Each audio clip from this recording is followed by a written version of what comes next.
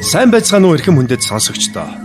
Үндэсний шилдэг радио UBM 89.3-аас бэлтгэн хүргэдэг Монгол бахархал түүх соёл уламжлалын нэвтрүүлгээ ажлын өдрүүдэд 16 цагаас хүлээн авч сонсоорой.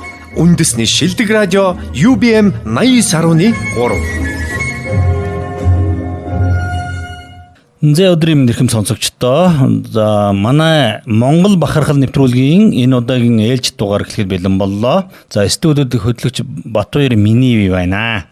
Уржигдэр чинь манай Наба бид хоёр цаасан мөнгөний үүсэл за тэр дундаа Монголын эзэнт гүрэн одоо цаасан мөнгөний үүсэлд ямар үүрэг нөлөөтэй байсан.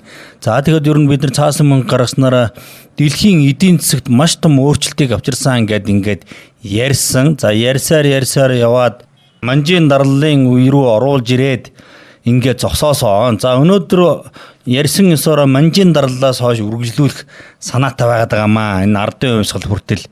За тэгээд ганц одоо мөнгөний талаар ярих нь бол яг өнөөдрийн төлөв дээр ярих нь бол жаахан учир дутагдaltaй юм. Ягаад гэвэл энэ тухайн цаг үеийн нийгэм соёлтой хамт яриул илүү гоё наалдаж орж ирэх юм болоо да гэж би бол бодлоо. Тэгээд одоо ерөнхий утгаар нь яриа. За тэр дундаас нь тэр үеийн одоо эдийн засгийн арилжаа 8-ны талаарх одоо зүйлийг нь бол бас онцолж ярьж өгөндөө.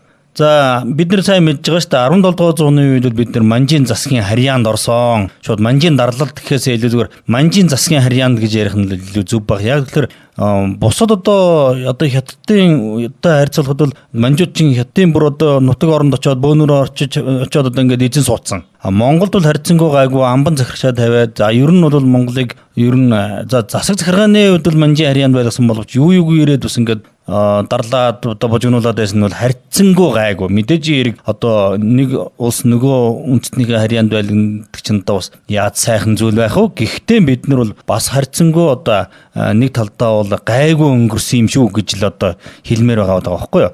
За энэ дээр би нэг зүйлийг онцлмоор байна. За бид нэр манай анх тухаар багт чинь бол одоо манжийн инх хамгааллын хаантай одоо тохиролцоод одоо бид нар чинь аргалахууд чинь одоо манжид дагаар яваад орсон шүү дээ. За ингээд бид нар чи өвөр монголчууд дагаар орсон байсан. За тэгээд ар монголчууд нөрөө за дараад нь ойрд монголчууд ингээ ороод ингээ явсан. Гэхдээ анх тухаар багтыг би заавал дурддаг шалтгаан нь бол энэ манжийн инх хамгааллын хаантай нэг зүйлийг одоо талдуур нууцаар тохирсон гэдэг юмыг би бол бас одоо уншижсэн. За тэр нь юу гэвэл ер нь Монгол руу бол юу яахгүй. Хятад одоо хүмүүсийг бол оруулж ирж суурьшуулахгүй. За тэгээд одоо хятад хүнийг монгол хүнтэй гэрлүүлэхгүй, ураг барилдуулахгүй гэсэн иймэрхүү одоо нууц тохироо хийгээд ингээд хоёр талаасаа ингээд заазуу гэж жагаад ингээд манай анх дугаар багт бол одоо манжийн харьяанд орсон гэдэг ингээд ярьдیں۔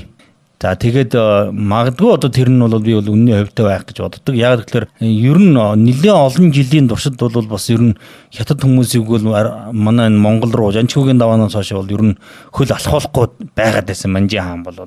За тэгээ манжийн хаан ингэж явах үед бол яаж яваад одоо хятадын 8-ачид хятадууд ингээд Монголын нутаг руу алхаад ороод ирсэн юм бэ гэдэг яриа гараад байгаа юм. Одоо тийм асуулт та бүдийн толгойд орж ирж байгаа. За энэ үед бол ерөнхийдөө нөгөө би түрүү ярьлаа манжийн хаан ч бол одоо Монгол нутагт бол амбан захирагчдаа суулгадаг байсан ингээд.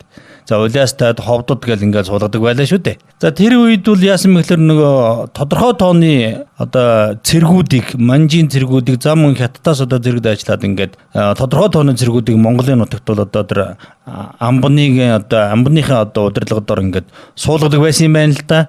Улаастад эднэр. За тэгээд хятадын 8-ачд одоо Монгол руу орохдоо бол яасан баг юм. Эхлээд бол тэр сүнгийн пүүс гэдэг нэг одоо хааны худалдаачин, хааны одоо 8 том худалдаачны нэг нь байсан. За манжийн хаанд бол хааны нэрийн өмнөөс худалдаа хийдэг одоо 8 том их гарын худалдаачин байсан гэдэг. За энэний нэг нь бол сүнгийн пүүс гэж байсан.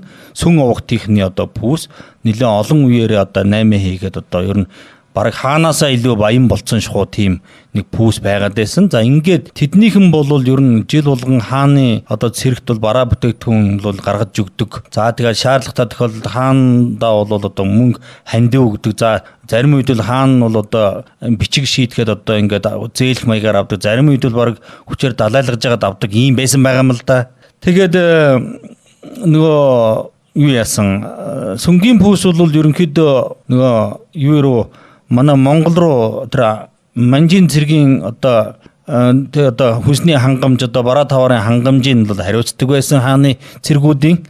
Тэгээд тэр утгаараа бол ингээ Монгол руу нэг манжийн цэргүүд одоо ингээд тодорхой тооны хугацаанд ингээд ээлжлээд одоо ээж солигдоод суух болгонд ингээд жил болгон ингээд сүнгийн пүүсч ингээд одоо Тэмэн жингийн цуваа явуулаад Монгол нутаг руу оруулж ирж ингээд явдаг байсан баг юм. Гэхдээ нөгөө хаан манжийн хаан манай ангадгаар богд хоёрын тохирсон ёсоор бол тэднэр бол ерөөсөө монголчуудад 8 хийдгүүсэн байхгүй, арилжаа хийдгүү байсан байгаа байхгүй юу. За тэгтэл юу яасан баг юм. Нөгөө хин чин сүнгийн пүүстэд зэрэгцээд нөгөө бусад 8-ачт нь одоо нэг жижигхэн арга юм уу, зайл юм уу зохиосон байгаа юм л да. Юу яа. Бид нар бол монголчуудад 8 хийхгүй. Тэгээд бид нар бол одоо тэр Монголын нутаг руу явж байгаа одоо тэр цэргүүдийн цуваа байгаа шүү дээ. Үе солигдоод явж байгаа. Энэ одоо цэргүүдийн одоо солигдох болгонд ингээд цэргүүдийг дагаж яваад одоо дамнуургаа өөрө дагаж яваад жижиг үүргийн 8 хийе. Гэхдээ бид нар зөвхөн одоо манжийн цэргүүддээ л одоо 8 хийж яана гэдэг ийм имийг хаанда өргөн бариад. За тэгээ хаан нэлээд бодож байгаа. За бид нар ямар тач гэсэн монголчуудад 8 хийхгүй юм чинь, арилжаа хийхгүй юм чинь. За тэгээд мэдээж хэрэг юу яадаг хэвээр хавар одоо гараад намар гэхэд одоо буцаад нөгөө гүйхва буюу одоо хөх хотог гэхэд хөх хотын тэр хамгаалтын хэрмийн дотгошоо орсон байх ёстой гэдэг юм имийг ингээд хаан болол зарлагдаа. За ингээд ер нь анхны тэр дамнуурч 8-ачд бол ер нь юу руу орж исэн байгаа юм л да. Монголын хил нутаг руу одоо хөл тавьсан байгаа. Тэгтээ тэд нар чинь бол сүнгийн пүүсэл Тэмэн жингийн цаваатай орж ирсэн. Нөгөө бусад жижиг үүргийн 8-ачд нь бол зүгээр дамнуургаа өөргээл тэгэл одоо нэг дамнуургаас савлуулдаг штэ нэг биеийн хүчийг баг гаргуулахын тулд ингээд урагшаа хошоо нэг савлуулаад урагшлагт нь нэг алхаал хойшлогт нь тогтоол ингээд ядралт багтаа тийм алхааны юм арга байд юм байна л да. Ингээд ийм дамнуургаа өөргөд 8-ачд нь ороод ирсэн. За ингээд эхний нэг хэдэн жилдээ бол нөгөө манжийн цэргүүддээ бол нөгөөдөл чинь арилжаа 8-аа хийгээд байсан байгаа юм. За тэгжээтэл нөгөө нөхдүүд чи яасан бэ гэвэл юу яасан байгаа юм. Ер нь тэр үед бол нөгөө хятадын худалдаачдын дунд нэг ийм яриа гардаг байсан байхгүй. Ер нь Монголын газар бол ерөөсө тэр чигээр алт эрдэнцээр дүүрэн байдгийн гинлээ. Өөр ингээд бараг шээгээ зогсоод хөлөөрөө ингээд түнхэхэд л одоо ингээд алт эрдэнэс нь гарч идэм гинлээ гэдэг ингээд хоорондоо тэгэж одоо ярьдаг байсан юм байна л да.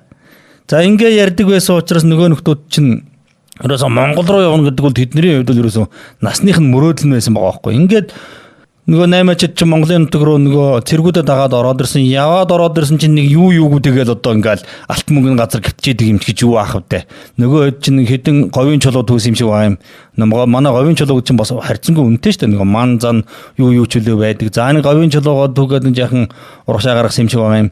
За тэгээд нөгөө нөхдөө чинь явж байгаад ухсан чинь нөгөө ургамлын үндэс нөгөө ичдтэй нөгөө ангаах чадaltaа эмийн ургамлуудын үндсийг нэг яхан түүс юм шиг байгаа юм. За тэгээ үлдсэн үед нөгөө манжийн зэрэгтэл арилжаа хийгээл яваад байсан. Тэгээд тэр дунд нэг сүрхий залтай худалдаачин жижигтэй нэг тариачин л да, ядуу тариачин залуу.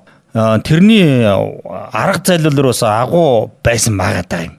За тэр бол Ван Авахт гэж нэртэй, одоо Ван Шанчин гэдэг нэртэй за хүн байсан, залуу байсан. Тэр бол ерөөсө хэдэн үеэрээ ядуу тариачин гаралтай тийм хүн байсан. За ингээд нөгөө нөхөр бол бодож байгаад тэр дэхтэй их одоо нилээн тийм ууж идэх дуртай, арх дарс балгачдаг, наргаа наадам дуртай, нилээн тийм халига цалгаатай залуу байсан байгаа. Тэгээ нөгөө нөхөр чи явж байгаад нөгөө ядуу юм чин ойр зур юм зарж марж явчаа тэгээд одоо зараа дуусчих шүү дээ. Тэр чинь нэг жоохоо нэг мө 2-3 бодолтой лэмтэн орж ирж байгаа шүү дээ. Ядуу худалдаачд юм чинь. Тэргээ зар дуусчаа зүгээр байж хараад нөгөө Монгол айлууд дээр очиод нэг тарга айрыг эргүүлээд за тэгээ оронд нь нөгөө айл амтны чинь гэр савыг барьж өгөөд ингээ яваад байсан байдаг. Тэгээ манай монголчууд чинь их итгэмтгий гинэн хүмүүс шүү дээ нэг талдаа болвол. Тэгээ нөгөө нөхрөө чинь ингээ гим халгүй. Тэгээ нөгөө бусад хятадуудыгээ бодвол нөгөөдөг чинь хээгүй шаагүй одоо сайхан арх дарс уучдаг. Тэгээ одоо наануу цаануу гэр орноос нь барилцаад өгчдөг, хонь нургнаас нь эргүүлжээд өгчдөг ингээд ийм нэг хээгүй залуу харагдаад байсан байхгүй. Тэгээ нөгөөдөг чинь нөгөө Монголын жирийн одоо малчин ардуудын итгэлийг аваад. За тэгээд нөгөөдөгтөө чинь бас нэг хэр тааруухан жоохон Монголын сураад хөөрхөн тэр чинь бас залтай ч гэжтэй одоо сэргэлэн төв юм да. Монголын сураа. За тэгээд нөгөөдөг чинь юу байсан байгаа юм.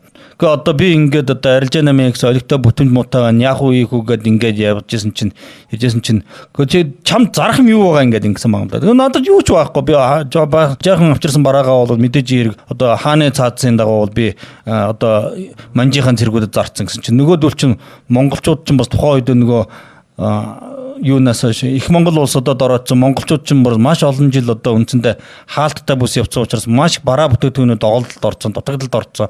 Бас ер нь их хэцүү байсан үе л дээ. Тэгээд нөгөө монголчууд ч бас нөгөө мө вангд ч итгээд чи ер нь юу яа? Хэдэ хонь аваа юу, хонь яма туугаад аваа юу. Яаж байгаа юм гэсэн чинь би чамд бол итгэж чинь чивэл юус яг монгол хүн шиг одоо хятад хүн байна. Чивэл ер нь хэв шаагүй өстой сайхан ир байна. Чи манай энэ хонь яманаас туугаад аваа юу? Би чамд итгэж байна. Чи ирэх хавар эрэхтэй харин минь надад нэг ийм цай авчраараа, ийм торг дурдан авчраараа гэдэг ингээд хязан аяг маяг одоо юу гэдгийг тэгэл тийм нуудаа загсан байгаа юм л да. Тэгээ уушиж гайхацсан. Одоо ингээд одоо би одоо ингээд ерөөс юма зараагүй гэж хонь ямаатай болцсон. Өөрөөр хэлбэл одоо урчилсан байдлаар юма зарсан гэсэн үг л дээ. Ингээд монголчуудад захиалга авцсан нөгөөдөг чинь зүгээр малилцаа дахиад ороод ирсэн байгаа юм да. Гэхдээ тэр чинь юу юугүй ингээд гүгээд ороод ирчээгүй бас 2 3 удаа нөгөө тэндээ байгаа нөгөө манжийн амбаны төлөөлөгч нөхдүүд байгаа даа шүү. Тэд нар чинь үе үе ингээд симэрхи ирж шалгадаг. Тэгэмүү ван шанчингээ чинь одоо юу сэрддэг. Тэгээд 2 3 удаа нөгөөдгөө чи хонь ямагийн дээрэмцэн тохиол гарсан байна. За тэгээд дээрэмдээд ингээд юм гот нөгөө монголчууд ч амар хээгүү. За яад юм бэ? Чи үрцэн биш дээ. Яг уу эн чинь одоо ингээд хааны цай затуу яг уу чамаагүй л ойлгож байна. Зүгээр чи нэг 5 ямааны 5 хоньны гарзал гараа гэж ахаад өгчий гэдэг ингээд мань нөхөрд итгээд ахаа хонь ямаа малаа өгөө явуулаад ингээд явуулаад. За тэгээ нөгөө нөхөр чин гүйхаа буюу одоогийн хөх хотод ирээд буцаж одоо нөгөө нэг хааны одоо хэрмийн дотлолтолд гараад одоо манжийн улсын. За тэгээд нөгөөдөг чинь одоо очиод ярьж байгаа юм л да ингээд үгүй одоо би ингээд монголчууд надад итгээд ингээд хонь ямаагаа ингээд өгөө явуулчлаа гэдэг. Бусад наймаачд нь ингээд юугүй нэг жоохон 5 3 хаан зоостой тэгээд одоо ингээд хөрөөд ирдэг. Нөгөө ван шинжин чинь одоо зөндөө олон хонь ямаатай малзаадаг ба ороод ирдэг. Тэгээд нөгөөдөг чинь ингээд тэндээ алдаршиж байгаа юм л да. Үгүй энэ ван шан чинь юу ч зараагүй мөрлө зөндөө олон хонь ямаатай иржлээ. Энэ ямар учир нанчир байна. Энд нэг эрдэм чадал байна гэдэг ингээд яваад байдаг. Тэгээд нөгөө ван шанчингийн чинь одоо нөгөө ядуу үүргээ наймаач чинь хүрээлт юм байгаа байсан. За ингээд ван шанчин чинь бол энэ 2 3 нөхөртэй нийлж аваад одоо нэг пүүс байгуулсан. За би яг процедурын товчилж байгаа шүү. За тэрийг бол тэр 3-ынхаа одоо нэрний товчлоор оруулаад да шинхүй гэж нэр өгсөн байгаа юм л да. Ингээд одооныхоор бол одоо нэг хувьцаат компани маа да тэр 3-ын процедур нь бол тэр үед бол ерөөсөө нэг баяны л хөрөнгөөр одоо хөдөлдөг л байсан бол нөгөө 3 ядуу юм байгаа хөрөнгөө нийлүүлээд 33% одоо хувь оруулаад за тэгээ ингээ одоо хамтарсан хувьцаат компани маягийн юм болоод одооныхоор л штэ. Ингээд нөгөө нөхөр чинь нөгөө ван шанчин чинь 3 болоо Монголд ирээд тэгээд буцахтаа нөгөө Монгол одоо найзлсан хэдэн Монголынхаа бараа таваарыг аваач одоо аваад тэгээд арай жаахан илүү юм аваад ингээ буцаа Монголын нутаг руу орсон байгаа юм л да. За тэр үеэр нь харин нөгөөдөг чинь бас нэг сүнгийн пүүс чинь бас одоо ван шанчинг харчаад энэ бас нэг том 8-ны нөхөө аж магадгүй юм байх шүү. Энэ ван шанчин гэдэг энэ муу ядуу тариачин хүртэл одоо ингээд юу ч зараагүй зөндөө олон хонь ямаа оруулж чадчихсан чинь хэдүүлээ хаантаа ярьж байгаа нэг үүргээ 8 хий юм яа гэдэг. Ингээд дээшээ доошоо гүйж хагаад хаанаараа зөвшөөрүүлчихэж байгаа байхгүй юу. За ингээд ер нь бол 8-ачдын хэвд бол яг хавар яваад намар одоо буцаад манжийнхаа нутагдар хятадын нутаг руу орж ирэх ийм одоо цаазтайгаар 8-ачдыг гаргаж эхэлсэн байгаа юм л да. Тэр чи одоо нэг 1800-аад оны үйл явдлыг би яриад байна. 1790-ад оны үйл явдлыг яриад байгаа. За ингээл ван шанчин чинь юу яасан байгаа юм. Одоо даашинхүй гэдэг пүүсээ байгуулаад нөгөө нөхдүүд чи орж ирэл жинхэнэ одоо сүнгийн пүүстийг өөрчилсөн байгаа юм л да. Сүнгийн пүүс нь бол одоо тэрмүү 3 нусан боогийн дэргэд бол одоо маш их хөрөнгөтэй амар баян байсан. За тэгэл даашинхүйгийн чинь дагаад өшөө жижигхэн 8-ачд нөхдүүдийн чинь дагаад бас нэг хувь оруулах нь оруулаад скул дагаж 8-ыг нийгээд ингээд зөндөө олон үүргээ 8-ачд бол одоо өвөр Монгол 10 Монголын нутаг руу ороод ирсэн байт юм аа. За тэгэл нөгөө нөхдүүд чинь л одоо өстой бараа бүтээгдэхүүнээ өгдөг. За тэр дундаа чинь алдан онон суралцсан ямар санд нэг горшок авч ицсэн байгаа шүү нөхдөө. Тэгээ Монгол руу 10 Монголын өнтгөрөө нөгөө хөтөвч гэдэг юм л да. Нэг горшок л доо манайхаар бол одоо шээдэг, бийцдэг. Тэгээ тим юм аваа баах нэг дараад аваад очсон чинь нөгөө хятадууд ч өөрсдөө ч юм бодоод дахиад аваад очсон чинь нөгөө монголчууд нь гээ би энэ дэр наад балаа юм чи хэрэгэлдэггүй маа. Чи хардаа бид нар хаашаа л хаашаа гараад ингээд уртаа сайхнараа ингээд чектэй шээгээд одоо хүндрэгтэй хүндрээ явчихсан. Наад балаа юмныхаа орон чи нэг ганц тагшаваад ирэхгүй явдаа модон тагшгаад ингээд хилээд нөгөө нүгтүүд чи ингээд толгоогоо маажаад ингээд гайхаад ингээд ингэжсэн нөхөөл байдсан билээ. Тэгээд яг суралцсан л да тэр чинь. Тэгээд нөгөө монголчуудаас бүр ингээд дэвтэр гаргаад одоо нөгөө ингээд даасны дэвтэр маягийн захиалгын дэвтэр маягийн юм гаргаад за тэгээд тэднийг доржиг батыг тим юмнууд авнаа. За одоо сүрэнгийг тим юм амнаа гэж захиалгыг бичээд тэгээ байгаа юм нь өөрсдөөсөө өгчдөг байхгүй юмнуудын за эрх хавар бид нэр эрэхтэй заавал чи чамд авчирж өгнө. Та өөр хүнтэй 8 хийхгүй шүү гэсэн жижиг ингээд бичиг маягийн гэрээ маягийн юм хүлээ нөгөө нөхдүүд чи эрхүү урууныхын хэйгэн даруулж аваад ингээд яваад байсан. Ингээд даашингүй бүс бол ерөөсө асар хордон баяжсан, сүнгийн пүүсч баяжсан, нөгөө дагаж явсан хурган 8 чадж баяжсан байгаа. За энэ нь бол ерөнхийдөө тэр их Монгол улсаас хойш бол Монголын нутагт бол ерөнхийдөө тэр нэг зоос тэгээд одоо тэр цаасан мөнгө зөнгөчин бол тэр чигээрээ хаягдсан байсан үед бол ерөнхийдөө эдийн засгийн одоо харилцааг одоо ингэж хятад 8-ачад Доншуур 8-ачад одоо үүргийн худалдаачид бол ингээд гүйцэтгэжсэн байгаа юм л да. Монголчууд бол зайлвал олон жил одоо манжуудтай бас тэрсэлдсэн. За нэгдүгээр ядарсан, хоёрдугаар бол бараа бүтээгдэхүүн асар их хомсдол орсон байсан учраас энэ бол ерөөсө тэдний нөгөө манай 90 оны 8-ны алтан үе гэдэг шиг л тийм алтан үе тохиосон байгаа юм л да нөхдөөдөд бол. Тэгэл ерөөсө маш богино хугацаанд бол асар их баяжсан. За тэгээд маш их өрийн одоо захиалгын дэвтэртэй болсон. За тэгээд энэ бол ер нь юу яасан л байгаа юм л да. Ер нь тэгээд одоо Монголын тухайн үед бол ерөөсөө Монголд одоо мөнгөн дэвсгэрдэхээс илүү ерөөсөө бараа бүтээгдэхүүнээрээ баарталдаг юм л болж таарсан. За тэр үед бол ерөөсөө хамгийн түгээмэл юм бол мэдээж хэрэг болж игэл хонь ямаагаараа арилжна. За тэгээд хонь ямааныхаа арьс үсээр арилжна. Ангийн арьс үсээр арилжна. За ангийн арьс үсийг бол голдоо хоошоо гаргаад байсан байлтай байд юм аа. За урагшаа бол ер нь тэгээд юугаа гаргаад байсан.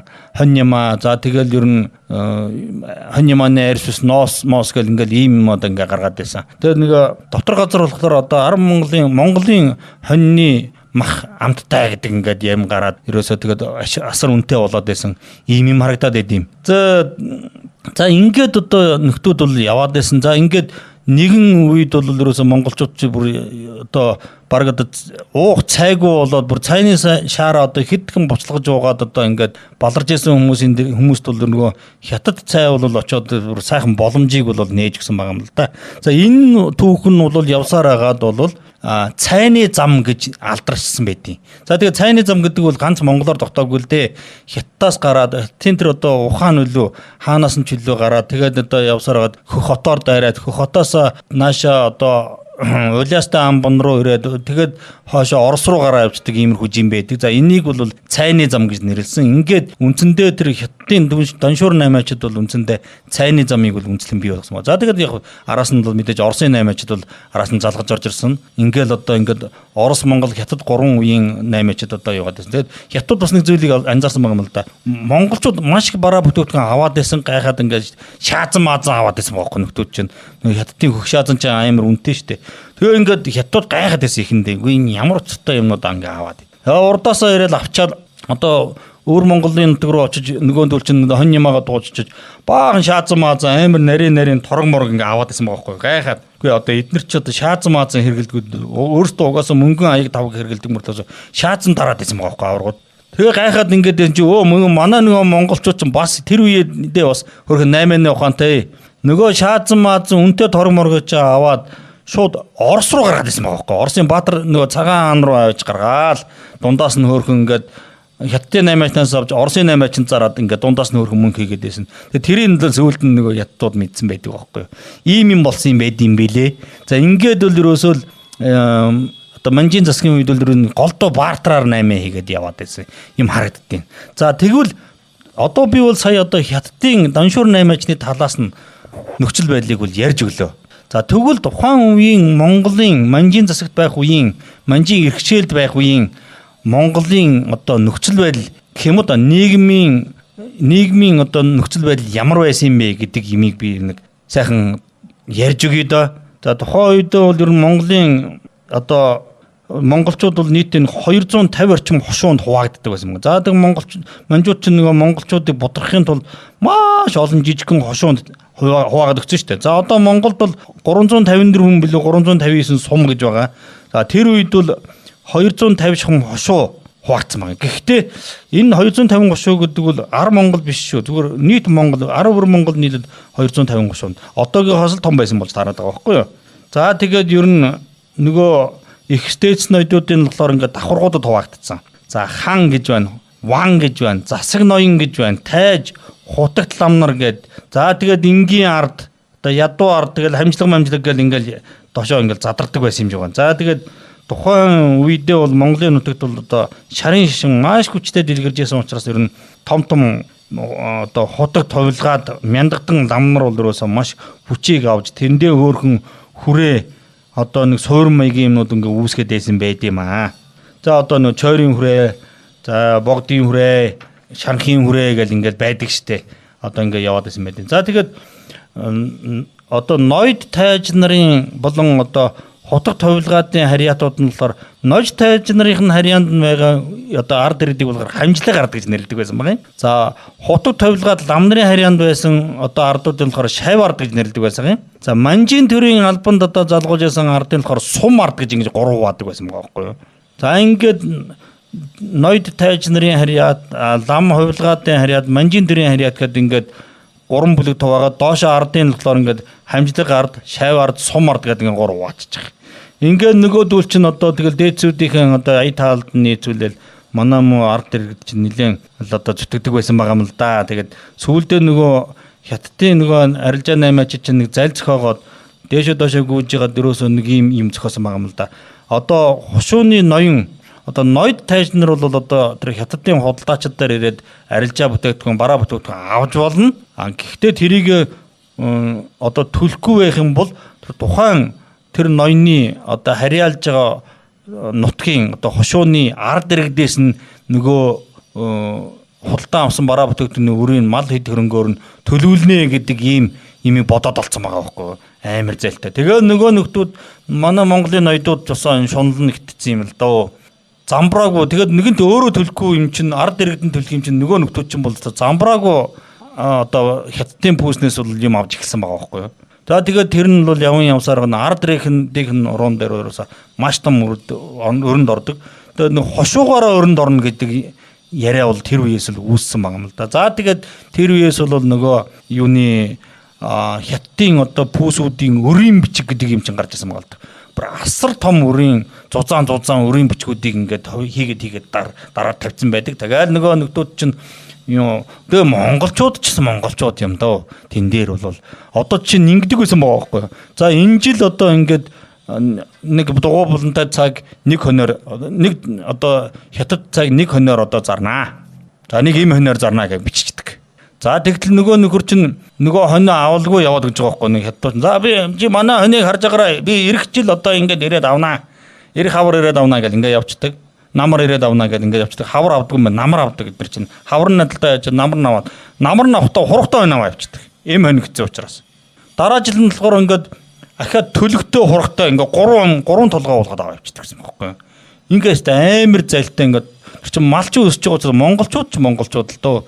Тэгэд одоо нөгөө наскүцэн юм чинь жилдээ нэг төлөх ёстой. За чи тэгвэл энэ эрэх намар бол одоо хургтай хоноо аавна. Эрэх хавар бол одоо төлөгтэй хургтай хоноо аавна. Гэр ингээд тохирцсон. Ингээ бид нар чинь ингээд идүүлээд. Тэгээ нөгөө хятадууд чинь тэрийг мэдэнгүүд юуг өөрөө барагдуулахыг бодохгүй ингээд альхаар 1-2 жил ингээ барайл 3 жилээр барайл тэгэл ингээ нөгөө мал нь тэр малчтын гар дээр ингээ өсөөд ингээ байлгаад байсан юм байд. Тэгээд даашингүй пүүс гэхэд чинь жилдээ 2 удаа асар их том мал одоо урагш нь гаргадаг байсан. Нэг удаа гаргахтаа 8-аас 10 мянган хонь яма 2-оос 3 мянган үхэр адуу гаргадаг байсан гэж байгаа байхгүй. Тэгэхээр ч одоо замбраагүй үсттэй. Ийм нөхцөл байдалтай байсан байд юм билээ. За тэгээ яах вэ нөгөө хошуу ноёдуудынх нь одоо тавьсан өр ширэн одоо зах замбраагүй болоод хошуугаараа түрүүний ярьдгаар өрөнд ороод өр ширэнд ороод ингээд ард иргэдэнд бухимдаад ингээд ирэнгүүт нөгөө Монголын ард иргэдийн дунд сайн ирчүүд гэж гарч ирсэн байгаа юм л да. Сайн ирчүүд гэдэг нь бол сайндаа ч биш айлбал бас л одоо нөгөө ядарсан зүдэрсэн мэдээж тэд нар ч юм бол одоо сайн ирчүүд гэдэг чинь одоо мал хувьд дэрсчдэг тийм л нөхдүүд байгаа шүү дээ. Одоо морины сайныг ундаг, биеийн хар биеийн хүчээр явдаг. За тэгээд хулгай зэлгийг бол хийчдэг, ноёдынхаа малнаас нь шуучдаг. За тэгээд тэднийг бол ард иргэд муу гэхээс илүү сайн тал руу нь илүү үнэлж ярьдаг байсан байгаа. Тэд нар нь юу гэхээр Манжин хааны сүргийг хишиг сүргийг нь бол одоо туугаад аваа явцдаг. Тэгээд одоо тэрнээс нь нөгдөг хятадын пүүсүүдийн одоо мал хөрөнгөөс нь бол хулгайлцдаг, эд хөрөнгөөс нь хулгайлцдаг. Тэгээд тэрний нь бол өөртөө хэрэглэхээс гадна зөвөр энгийн ядуу ард иргэдэд аваачаад хишиг хүртээчдэг. Ингээд ирэхэр чинь тэд нар чинь ард иргэд чинь тэр сайн ирчүүдийг бол хүрээл нь штэ. Энд чинь сайн ир. Ямар сандаа тэр одоо хулгай зэдгэж хүмүүс сайн ир гэж нэрлэж байгаа юм. Сайн гэдэг тодголыг одоо тэгжилгсэн байгаа байхгүй. Тэгээд тэд нар нь бол бас одоо жудагтай хаяага хадрахгүй. За болж игэл одоо жаахан дээрлэхөө ноёдуудын юмыг бол одоо хулгайлцдаг, шуучдаг. За тэгээ хятадын пүүсүүдийн болон Манжин амбаны сүргийг хулгайлцдаг болов хайсан л байгаа байхгүй. За тэгээд тухайн үед бол нөгөө манай сайн ирчүүд чи хэд дээрээ нийлээд одоо нөгөө торой банд эднэр чинь нийлээд одоо мал хулгайлахдаа хааны сүр мөргөж хулгайлахдаа бас их мангар зайл хэрглэжсэн байгаа байхгүй. Тэгээд хулгайлахдаа яадаг байсан юм гэхээр одоо энэ Даргингийн нутгаас урагшаа гардаг, Сүхбаатар аймгийн нутгаас. Тэгээд урагшаа туугаад одоо ингээд Монголын нөгөө бүх одоо мал чинь хааны сүргийг чинь ингээд хураа зурааж жагаад бөөнд нь ингээд урагшин тууж байгаа шүү дээ одоо Манжин нутаг руу. Тэнгүүд нь манай нөгөө аваргууд чинь баригдахгүй тулд нөгөө сайн ирчүүд чинь нөгөө малыг аваад урагшин туугаад хил гараа авчдаг. Одоо өвөр Монголын хил рүү гараад хилийн дээс рүү ингээд даваад гараа авчдаг. Тэгээд дотгош нь оргож хөөжгээд өөр газараар буцаад хойш нь хөөгөө гаргаад ирдэг. Тэгээд тэрийг бодож оллоо одоо Манжин засгийнхан бол нэлээд удаж нэлээд толгоогоо гашлаж яасан гэж ийм түүх байд юм билэ. За тэгэл яг одоо ингээл одоо бид нар ч нэг морьтой явган холиод гэдэг шиг иймэрхүү нөхцөл байдалтай явсаар агаал одоо тэгэл дамнуур очод сүүлдээ ч одоо тэгээд 19-р зууны үед рүү болоо ороод ирэхэд төлөөсөө Монголын нутгаар битүү шахааны мөр гарсан байгаа юм дөө. Тэгэл дамнуурын худалдаачид их явдаг, хөдөө гадаагүй их явдаг. Тэгэл ерөөсөө айл болгон дээр шгоо очоод ингээд 8-ага хийдэг ийм юм болсон байгаа юм шиг байгаа юм. Тэгээд ингээд иймэрхүү нөхцөл байдалтай явсаар агаал бид нэр үндсэндээ ардын хувьсгалтаа залгасан. За 11 оны Богдхонд Монгол улсын одоо хувьсгалтаа залгаал. Төд бодлогын 10 жилийн дараа одоо ардын хувьсгалтаа 1921 онд залгасан. Ийм нөхцөл байдалтай байсан юм билээ дээ. Бид нэр Манжин иргэшэл байх үед бол ер нь тэгэл үүргийн худалдаагаар л эдийн засгийн харилцаагаа авч явжсэн. Ийм дүр зураг бол харагдаж байт юм дээ. За тэгээ яг тэр 1910-ад он болоод ирэнгүүт чи ерөөсө тэр нөгөө хятадын пүүсүүдийн өр шир гэдэг бол ерөөсө асар зузаан болоод тэгээ ард иргэд бол ерөөсө тэр өр ширийн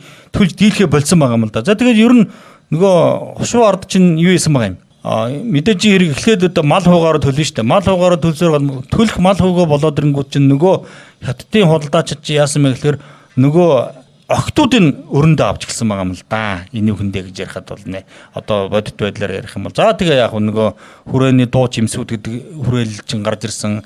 За нөгөө Монголын нөгөө гайгүй царайвч сайтай өгнүүдэ чинь одоо юуг нэг хувьда хар тамхинд оруулсан. За энэ дунд бол одоо бас чимэг болгоод хэлэхэд бол нөгөө тэр 19-р он 20-р зууны сүүл 19-р зууны сүүл гээд ингээд ирэхэд чинь нөгөө хүрээний эрчим бол одоо энэ баруун зүүн дамнуурчны гудамжууд маймаа хот гээд үүссэн. За тэгээд энийг дагсан одоо маш том биеийн үнэлэлт одоо эмэгтэйчүүд ингээ гараад ирсэн байсан үе шүү дээ. Тэгээд тэрийгээ бол одоо бид нөгөө хятад хэлэнд болон одоо солонгос хэлэнд банкыг инхэн гэдэг байхгүй юу? Инхэн. Инхэн гэдэг нь бол одоо яагаад юусэн гэхээр нөгөө тухайн үед бол одоо за Монголын нөхцөл байдлаар яасан мэхээр нөгөө хятадын үүргийн 8-ачид чинь ингээд ирээд одоо сүүлдээ сууршин болоод ингээд баруун дамнуурчин зүүн дамнуурчин болоод ингээд арилжаа 8-ны тэр 260-аад одоо худалдааны зэгүүд үүссэн байсан ингээд би нэг өмнөх нэвтрүүлэг дээр ярьсан юм да. Ингээд ирэнгүүт нөгөө газрыг нөгөө хятадууд нь инхэн гэдэг ингээд ярьдаг мөнгө төгрөгөө хадгалуудаг барьдаг ингээд одоо мөнгөний пүүс хүмүүсүүд ингээд гараад ирсэн. Инхэн гэж яриад байсан. За тэр нь мэдээж хэрэг ингээд малчтын одоо мал бараа таваар эд хөрөнгийг авчаад буцаагаад нөгөө хятадын 8-ачид чинь өөрсдөө торог дурдан газарна үстэй арилжаа 8 газарна үстэй зөрүүлээд нөгөө хөдөө гадааны болон хүрээний янз бүрийн хүмүүс чинь нөгөө октоодыг эмэгтэйчүүдээр биеэ үнэлүүлдэг байсан. Ингэсээр ягаад нөгөө инхэн гэдэг үг маань хувирахта янхан болж авирсан байгаа байхгүй. Тэгээд одоо бид нар чинь нөгөө янхны газар орсон гэдэг яриа чинь ийм ч та. Тэгээд янхан гэдэг бол инхэн гэсэн одоо хятад болон солонгос хэлэнд байдаг банк гэсэн үг юм байлээ шүү. За тэгсээр гал бид нар чинь ингээд 11 оны хувьсгал 21 оны хувьсгал руу ингэж орж ирсэн. Ийм учир жанцантай юм лээ. За би бол ерөнхий чигээр нь ярьлаа. За нарийн одоо түүх мөх мэддэг хүмүүс бол илүү сайхан дэлгэрүүлж ярих байсан баг. Гэтэ бол түүхээс бол би нэг хол бол гажуудуулаагүй хаа гэж би бодож байна. За ингээд өнөөдрийн манай Монгол бахархал нэвтрүүлгийн ээлжид дугаар маань үгээр өндөрлөө. За энэ үед бол бид нар манжийн иргэшэл байх үеийн Монголын эдийн засгийн харилцаа гэдгийг нэг чадан ядан бол би бол ярьж өглөө. За өнөөдрийн манай Монгол бахархал нэвтрүүлэлтэд хамтран ажиллаж байгаа хамтран ажиллагчаар хай онлайн шоп гэж байгаа. За эднийх бол одоо та бүгд фэйсбүүкээр хай онлайн шоп гэдэг англи хэлээр хайгаад үзээрэй. Эсвэл 86 тэгтэг 8964 гэдэг утсаар хайгаад үзээрэй. 86 тэгтэг 8964. За энэ утсаар хайгаад үзэнгүүд энэ их хөөрхөн бараанууд байлаа. За тэгээд та бүгд манай нэвтрүүлэгтээ хамтран ажиллахыг хүсвэл 9664 80 тэгтэг 9664 8000 гэдэг утсаар холбогдоорой. За өнөөдрийн нэвтрүүлэг үгээр өндөрлөө. Баярлалаа баяртай.